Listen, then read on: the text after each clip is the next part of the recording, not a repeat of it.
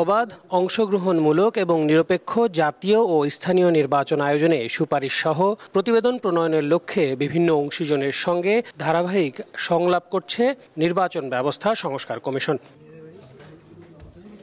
এর অংশ হিসেবে শনিবার সকালে সংস্কার কমিশনের সঙ্গে গণমাধ্যমের জ্যেষ্ঠ সাংবাদিক এবং সম্পাদকদের সঙ্গে বৈঠক হয়। সেখানে নির্বাচনের স্বচ্ছতা নিশ্চিত করতে তথ্য এবং ছবি সংগ্রহে যেন কোনো প্রতিবন্ধকতা না থাকে সে বিষয়টি নিশ্চিত করা, সরাসরি রাষ্ট্রপতি নির্বাচন, না ভোট, বিনা প্রতিদ্বন্দ্বিতায় যেন কেউ নির্বাচিত হতে না পারে এবং তত্ত্বাবধায়ক সরকার ব্যবস্থা ফিরিয়ে আনার সুপারিশ করেন সিনিয়র সাংবাদিকরা। রাষ্ট্রপতি তার বিবেচনায় যে 5 জনকে যোগ্য মনে করেছেন তাদেরকে নিয়োগ দিয়েছেন। এখানে একটা সিস্টেম করা উচিত যে ইন্টারভিউ কেন হলো না, যাদের হাতে পুরো বাংলাদেশের ভবিষ্যৎ নির্ভর করছে একটা ভালো নির্বাচন কন্ডাক্ট করবেন সেই মানুষগুলো কারা, আমরা কাউকে চিনলাম না, জানলাম না, তাদের সম্পর্কে ডিটেল জানলাম না, তাদেরকে রাষ্ট্রপতি নিয়োগ দিয়ে দিলেন। যেহেতু রাজনৈতিক দলগুলো বলছে যে তারা রাষ্ট্রপতি প্রধানমন্ত্রীর ক্ষমতার ভারসাম্য আনবেন, ফলে উনি ক্ষমতা পাবেন এবং এই ইন্টারিম সময় অর্থাৎ নির্বাচনকালীন সময় কিন্তু তার নেতৃত্বে একটা তত্ত্বাবধায়ক সরকার হতে পারে।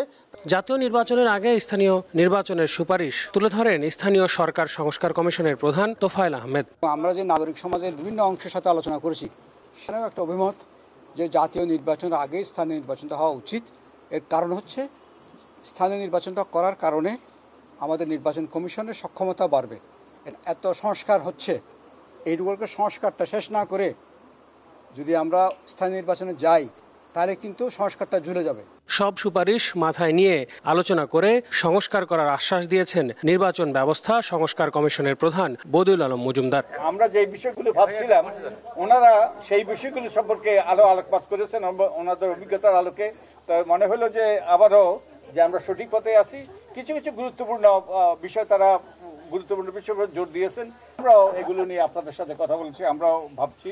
বৃহস্পতিবার প্রধান নির্বাচন কমিশনার ও 4 জন কমিশনের নিয়োগ সংক্রান্ত প্রজ্ঞাপন জারি করে মন্ত্রিপরিষদ বিভাগ। আল আমিন তুষার, সময় সংবাদ, ঢাকা।